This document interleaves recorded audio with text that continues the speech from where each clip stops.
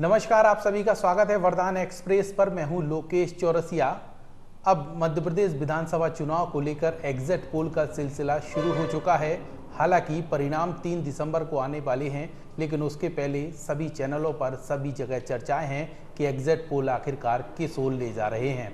हम अपने वरदान एक्सप्रेस चैनल के माध्यम से एग्जिट पोल तो नहीं बता रहे, लेकिन ज्योतिषाचार्य शिव चरण अवस्थी जी हमारे साथ मौजूद हैं, जो कि पूरे मध्य प्रदेश और बुंदेलखंड की हमसे बात करेंगे और आपको बताएंगे कि आखिरकार मध्य प्रदेश में किसकी सरकार बनने जा रही है और किस पार्टी को कितनी सीटें मिलने जा रही हैं। इसके अलावा बुंदेलखंड की सीटों पर भी चर्चा करेंगे और छतरपुर जिले पर भी फोकस रहेगा। तमाम चीज़ों को लेकर हम सबसे पहले ज्योतिषाचार्य पंडित शिव चरण के बाद अवस्थी जी से बात करेंगे। और सबसे पहले आपका स्वागत है वरदान एक्सप्रेस। मैं सबसे पहले आपके चैनल को धन्यवाद दूंगा और अब बार बार हार्दिक बंधन और अभिनंदन करता हूं कि आपने मुझे सेवा का अवसर दिया।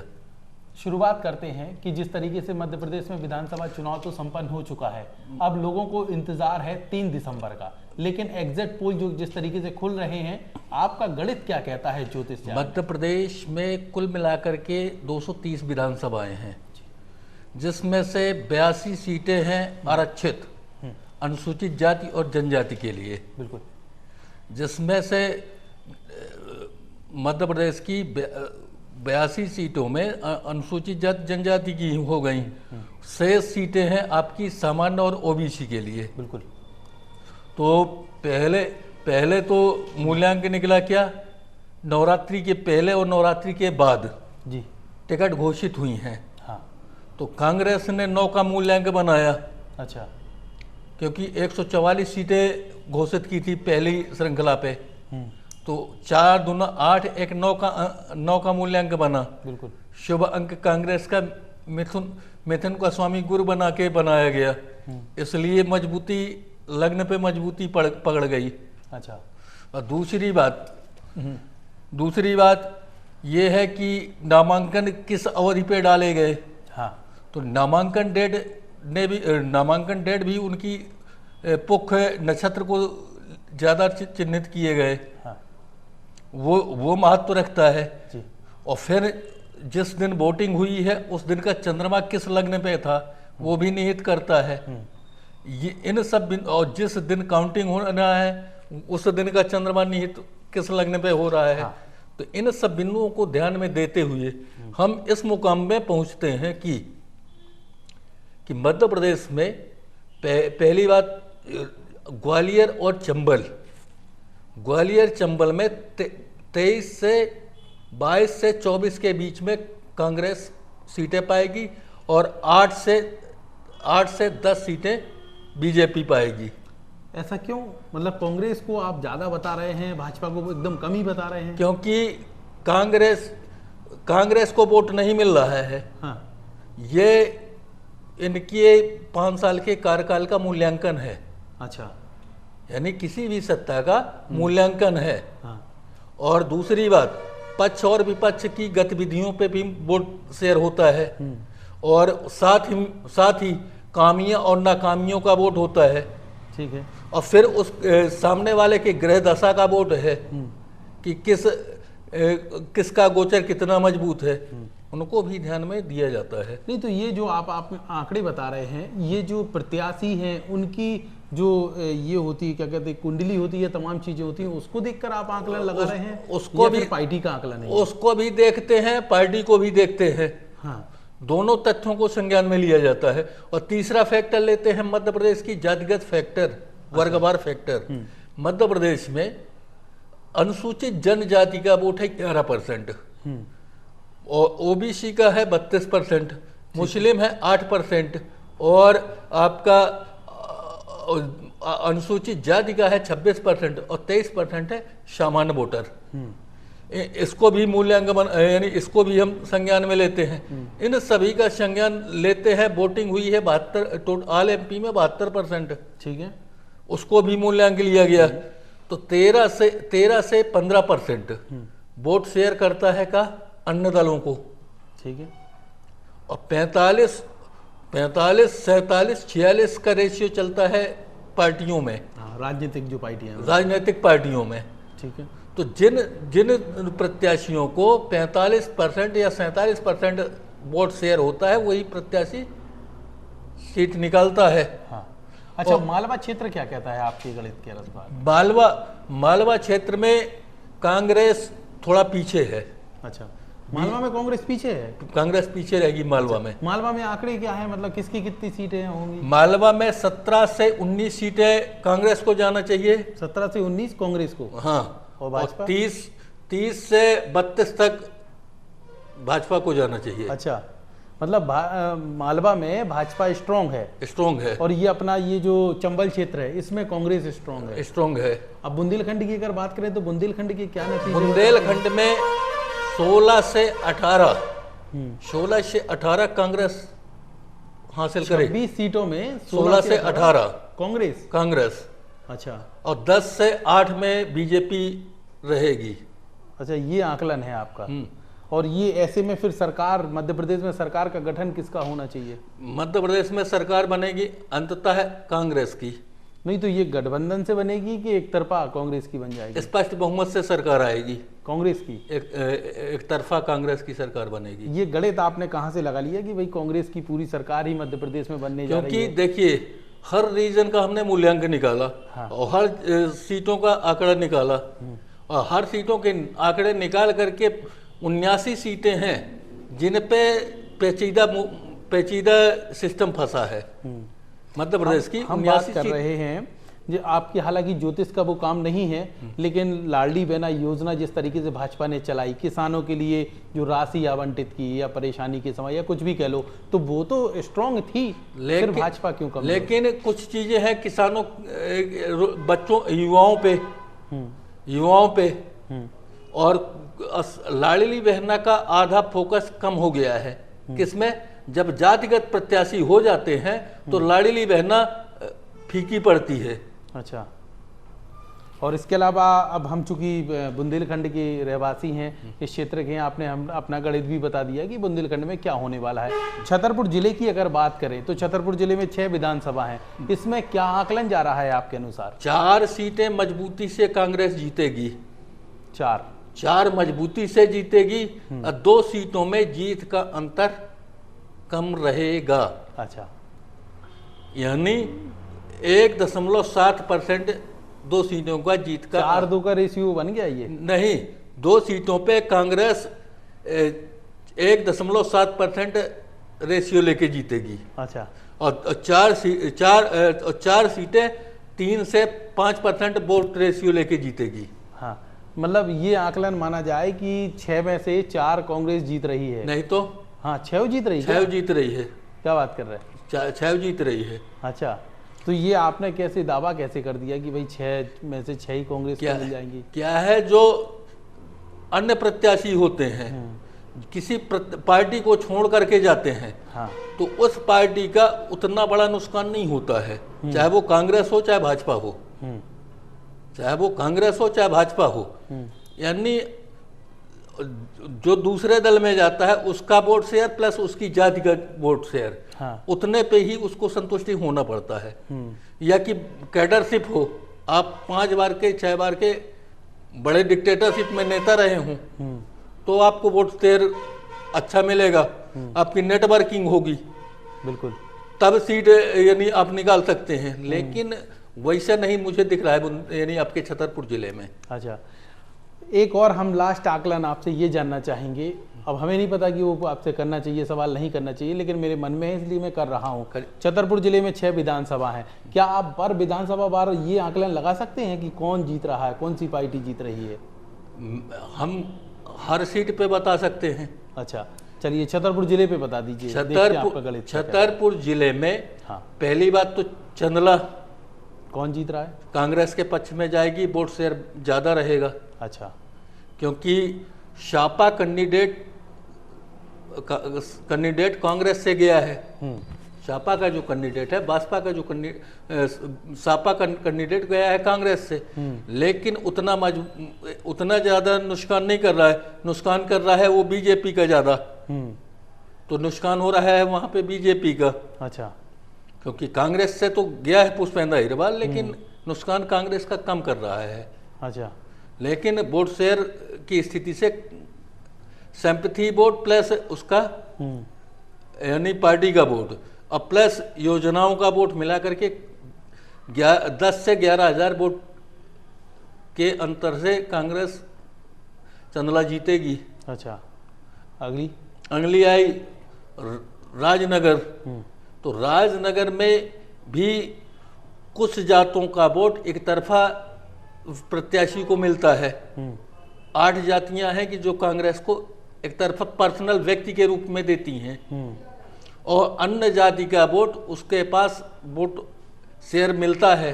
तो इसलिए वो 62 से 63,000 तक वोट पा सकते हैं और चुनाव 10 से 11,000 पे निकालेंगे। कौन? ये आपके राजनगर विधायक नाती राजा। अच्छा, अब आ जाइए छतरपुर। हाँ, छतरपुर विधानसभा में आपका छतरपुर से कांग्रेस का प्रत्याशी टूट के गया है, हाथी की सवारी की है। हाँ, लेकिन उनका असर शेष से केवल 13 से 12-13 ग्राम पंचायतों में असर पड़ता है।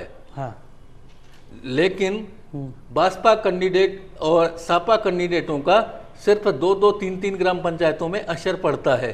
ठीक।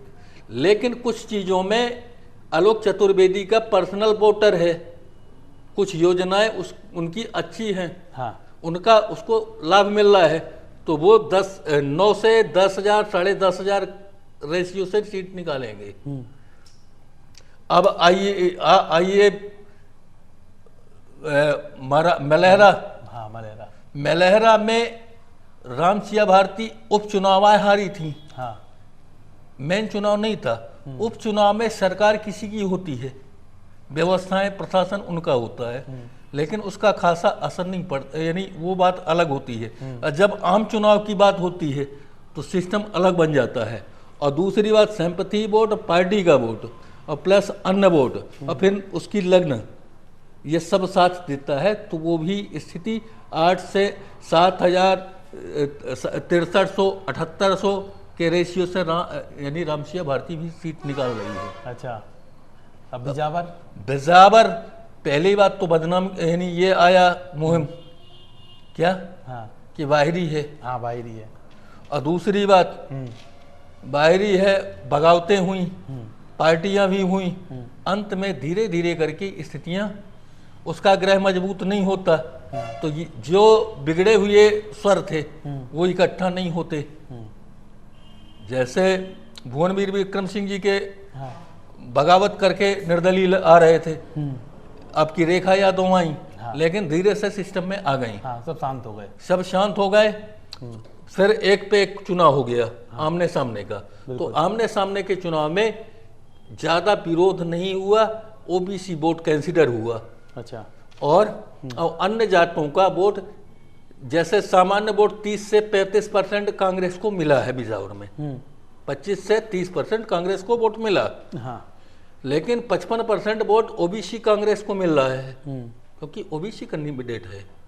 लेकिन 75% मोमेन वोट चरण सिंह को मिल रहा है। हाँ, लेकिन एससी वोट भी उसको 40% मिल रहा है। चलिए, महाराजपुर की क्या स्थिति है? महाराजपुर की स्थिति देखिए, पहली बात तो 5 साल का अनुभव नीरज दीक्षित को है।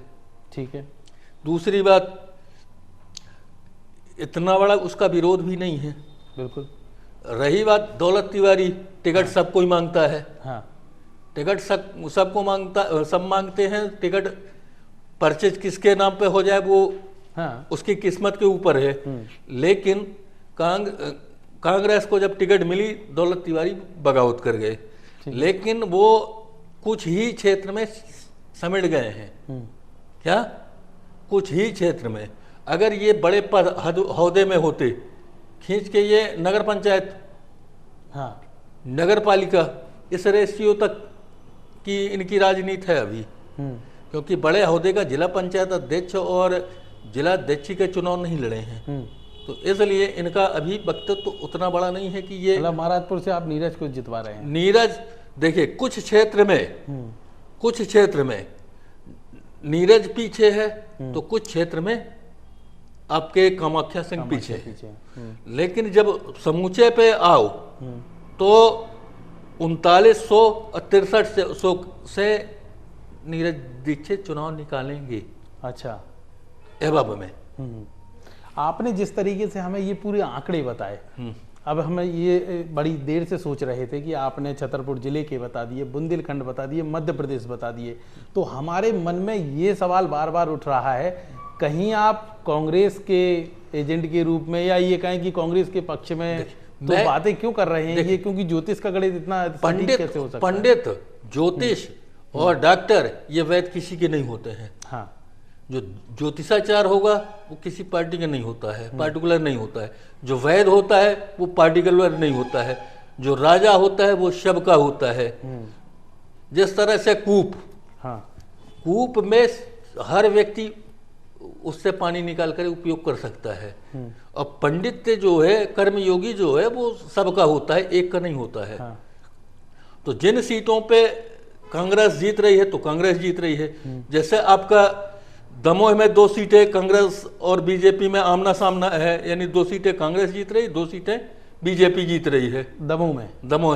दमोह में क्या बीजेपी 2 जीत रही है? 2 जीत रही है। तो कांग्रेस 2 जीत रही है।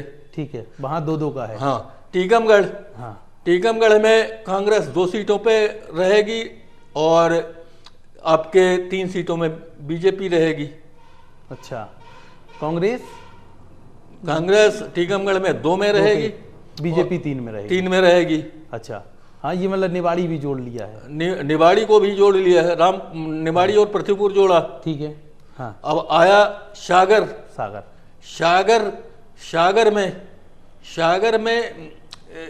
में 4 और 4 का आंकड़ा बनेगा। 4-4 का आंकड़ा रहेगा। हाँ। अच्छा। क्योंकि 4 सीटें कांग्रेस जीतेगी, 4 सीटें भाजपा जीतेगी। अच्छा। जैसे कुछ सीटें, जैसे आपका मंत्री जी एक निपटेंगे, निपटने की कगार में हैं। हाँ, वो तो खैर 3 तारीख को जो नतीजे आएंगे उसमें वो साफ इजहार हो जाएगा। हाँ। तो पन्ना की बात करें तो पन्ना की क्या? पन्ना में कांग्रेस मजबूत है। अच्छा। कितनी सीटों पे कांग्रेस है? पन्ना मेरे गणित के हिसाब से और सर्वे के हिसाब से कांग्रेस क्लीन स्वीप करना चाहिए। अब रही बात सामने वाले की ग्रह की स्थिति से, यानी जैसे पन्ना का लोकल का है, पन्ना लोकल में आओ तो पन्ना लोकल की स्थिति, यानी पहली बात तो जो पद में रहता है उसका विरोध होता है। ठीक है। और दूसरी बात, ये सरकार इनकी नहीं थी, ये सरकार दूसरे की थी। इनने किसी चांस बन रहे हैं, किसी तरह से इनने सौदाबाजी करके सरकार बनाई। ठीक। लेकिन अब रही बात ग्राम पंचायत और जिला पंचायत और जनपद पंचायतों के चुनाव में इन लोगों के द्वारा जो किया गया है वो इन्फेक्शन पूरे मध्य प्रदेश में है। नहीं, पन्ना का सीधा गणित अगर समझे तो किसके पास कितनी और किसके पास कितनी जा रही हैं? मेरे हिसाब से कांग्रेस क्लीन स्वीप करेगी। अच्छा। जैसे अजयगढ़ तलेटी में कांग्रेस मजबूती लेके जाएगी, लेकिन भरपाई ऊपर घाटी में मंत्री जी नहीं कर पा रहे। अच्छा। तो कांग्रेस चुनाव निकाल रही है। ठीक। जैसे थोड़ा सा कमियां रही गुनौर की, गुनौर में प्रत्याशी चेंज किया गया, बगावती तेवर नहीं आया लेकिन थोड़ा सा विरोध आया। लेकिन जब भाजपा का कैंडिडेट टूट के चला गया, जो पूर्व में विधायक रह चुका, 5 साल पार्टी का लाभ लेने वाला व्यक्ति जब चला जाता है तो पार्टी का कुछ वोट वो लेके चला जाता है। ठीक है। तो गुनौर भी मजबूत है। कांग्रेस। अच्छा। अब आ जाओ पवई में मंत्री रहे हैं माननीय मुकेश नायक जी। मुकेश नायक जी मंत्री रहे हैं, लेकिन मंत्री के साथ यानी वर्किंग शैली उनकी है, और दूसरी बात उनकी भी वर्किंग शैली है। दोनों पक्षों की वर्किंग शैली को का मूल्यांकन है। और दूसरी बात, इनके द्वारा जो कार्य किए गए हैं, प्रहलाद लोधी जी के द्वारा जो कार्य किए गए हैं, उनसे भी जनता ना खुश है। अच्छा। और समाज उतना खुश नहीं है। तो स्थिति मजबूत बनती है आपके मुकेश नायक की। अच्छा। तो ये सब आपने गणित बता दिए, तो आप ज्योतिष से आ रहे हैं, लेकिन आपको राजनीति का इतना अधिक ज्ञान, मतलब हम तो ये देख रहे हैं कॉलेज कि लाइफ पूरा क्या है, आपने मध्य प्रदेश से लेके बुंदेलखंड और सभी सीटों पर इतना राजनीतिक गणित बता दिया। क्या हमें है, थोड़ा सा अभी यकीन पता नहीं क्यों नहीं हो रहा है। क्या है, कुछ तत्वों को हम लेते हैं कुंडलियों के हिसाब से जी। और कुछ लेते हैं क्योंकि हमें पेपर भी पढ़ते हैं और ज्योतिष की किताबें भी पढ़ते हैं जी। अन्य बिंदुओं को भी संज्ञान में लेते हैं और जो विरोधाभास टीवी और अन्य चीज़ों पे मूल्यांक आते हैं उनका भी मूल्यांक करते हैं कि कितना परसेंट किसको फायदा करता है, किसको नुकसान करता है। एक चीज ज्योतिष भर नहीं देखा जाता। हाँ। सब चीजों का मूल्यांकन निकाल करके फिर रिजल्ट को तब्दील किया जाता है। अगर ज्योतिष भर को लेके चलोगे तो एक ही नाम के कई व्यक्ति होते हैं। हाँ। जैसे उमेश है, आलोक चतुर्वेदी हैं, तो आ नाम के कितने अक्षर नहीं मिलेंगे? हाँ, काफी मिल जाएंगे, हो सकता है उसी विधानसभा में भी मिल जाए, उसी विधानसभा में, लेकिन पर्सनल जातक की कुंडली क्या है। हाँ। और दूसरी बात, उसके कार्यकलाप की क्रिया क्या रही। अगर वो पटल में रहा तो उसका कार्यकलाप कैसे रहा, निंदनीय है, प्रशंसनीय है, इन सभी डिपेंड करता है। इन सब चीजों का मूल्यांकन निकाल करके जब संज्ञान में सभी बिंदुओं को लिया जाता है तभी रिजल्ट दिया जाता है। एक तरफा किसी दल को नहीं वो नकारा जा सकता। चलिए, तो इस तरीके से हमने पूरा ये गणित जाना है। ज्योतिषाचार्य जो हैं पंडित शिव शरण अवस्थी जी, जिन्होंने हमें अपने चैनल वरदान एक्सप्रेस पे बताया कि कैसे यहाँ पे इनका गणित मान रहा है। लेकिन इस गणित को हम 100% नहीं मानते, क्योंकि जब नतीजे 3 दिसंबर को आएंगे तभी यह कह पाना बिल्कुल ठीक होगा। हालांकि आपका अपना गणित है कि यहाँ पे किस तरीके से कौन सी सीट, कौन सी पार्टी जीत रही है, लेकिन इस बात को हम अभी 100% नहीं मानते। और जब नतीजे आएंगे तो ये आकलन खुद जनता लगा लेगी कि आखिरकार जो अवस्थी जी ने बताया है वो कितना सही है और किस विधानसभा पे जो आंकड़े लगाए गए हैं वो सही निकले या नहीं निकले। ये तो एक एग्जिट पोल की तरह ही है। जो ज्योतिषाचार्य ने बताया कि एग्जिट पोल जैसे काम करते हैं वैसे ही इनका ज्योतिष काम करता है। तो अब इंतजार करना होगा और देखना होगा कि आखिरकार 3 दिसंबर को किस तरीके से परिणाम आने वाले हैं। आपको यह वीडियो कैसा लगा कमेंट सेक्शन पर जरूर सुझाव दीजिए। और आप अपनी विधानसभा में जिस तरीके से ज्योतिषाचार्य जी ने बताया वो क्या ठीक है आपके अनुसार या नहीं है, कमेंट बॉक्स पर आप अपने विचार रख सकते हैं। फिलहाल वरदान एक्सप्रेस के इस वीडियो में इतना ही। आप अपना ख्याल रखिए, सुरक्षित रहिए और देखते रहिए वरदान एक्सप्रेस।